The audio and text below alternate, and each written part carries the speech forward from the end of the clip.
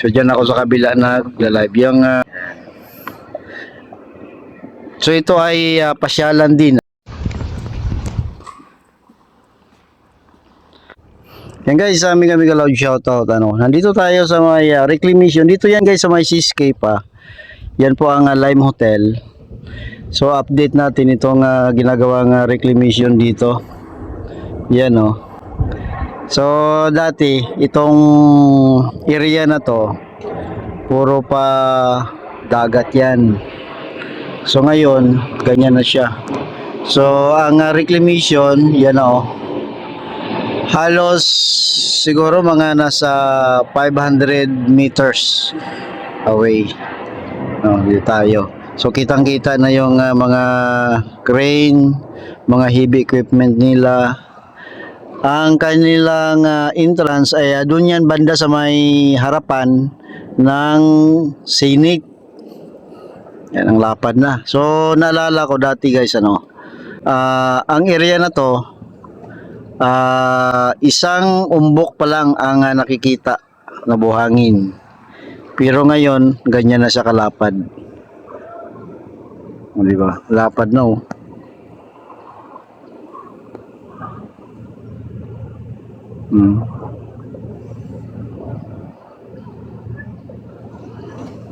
Maganda sana to kung may drone, pero yan lang makayanan natin. So wala tayong drone. Yan. So dati ang tambak nila hanggang dito yan sa harapan natin. Kaso ni-required na din na dapat may space. Lagyan ng space dito na tubig. Hindi naman puro buhangin. So tinanggal nilang buhangin at nilagyan nila ng space. Ganyan na siya ngayon, parang lawa na. So doon banda ang dolomite sa likod niyan. At dito naman yung unahan na yan, nakikita nyo yung Ferris wheel, yan naman ang MOA. So pwede kayong mamasyal dito guys, may mga shabu-shabu dito, restaurant. Dito lang yan sa Seascape, yan may boardwalk din sila na maliit. Yan, pwedeng mag sightseeing and then nakain din. Yan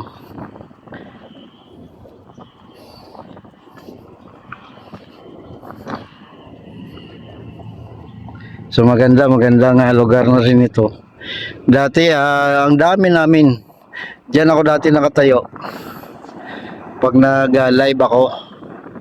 Yan, dati dito ang area na to ay naka-cover pa ng yero. So diyan ako sa kabila nag-live. Yung na yan, concrete platform na yan. Diyan ako nakatayo para mag-live. Pero ngayon, hindi na tayo pwede diyan, restricted na. Yan kitang-kita na yung grabe. Yun yung palagi natin na makikita, yung may sunstorm na sabi ko. Yan. At hanggang sa dulo. Mahaba po yan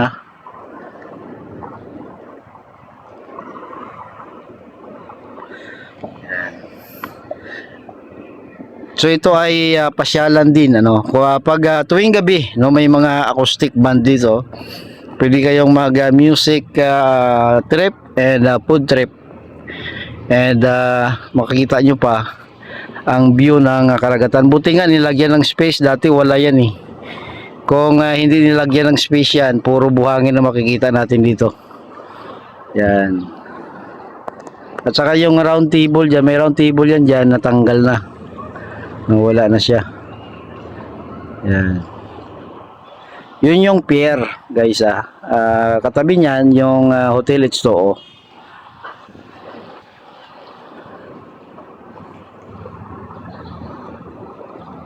Diba grabe ng pagbabago dito sa ating Manila Bay parang maubos ng karagatan sa kakatambak nila ng reclamation.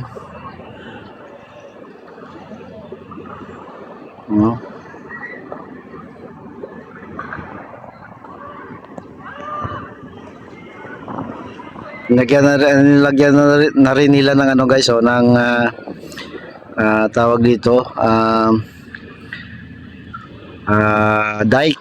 Yan, sa kabila kitang-kita na yung dike nila.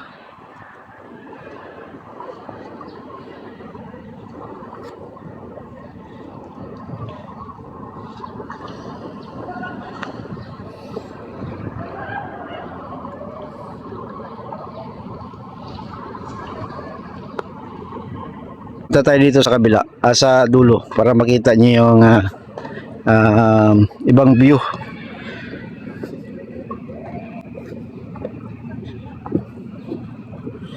Pwede paghahapon maganda dito guys, view ng sunset.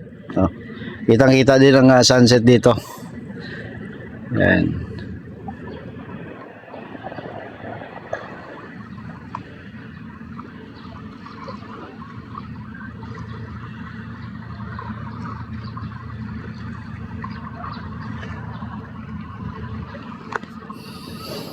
Yan o. May mga playground din dito ako nakikita eh. Yun, may nakikita ako may naglalaro ng lawn tennis, no, dito sa Seascape. Pwede nga mamasyal ito pampamilya, pambarkada, pang lovers, no? Pwede kung meron. Yan.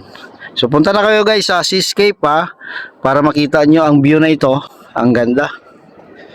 Yung mga Korean barbecue, shabu-shabu ang nandito.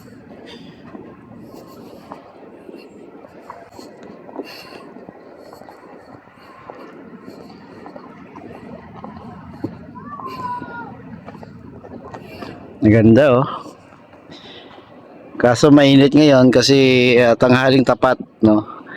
Actually pumunta tayo kay Diwata, din dumaan na lang ako dito. Actually dati palagi ako dito guys, no. Halos kada linggo nag-update ako. Pero ngayon halos ilang buwan na hindi tayo nakapag-update. Kulang-kulang isang taon na yata. Or nag-update lang ako dati dito nung nang libre si Diwata.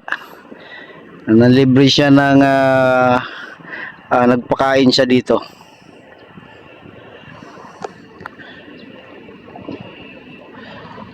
Yan o, kitang-kita na yung mga structure nila oh.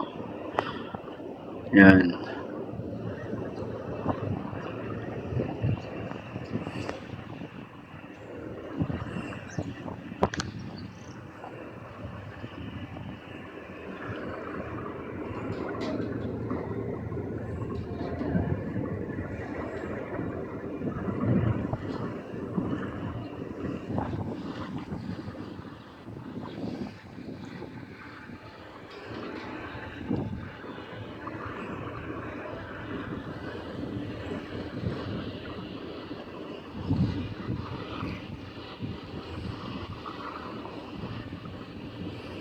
So yan ang update dito guys sa reclamation dito sa Seascape. Salamat po, mag-ingat po tayo.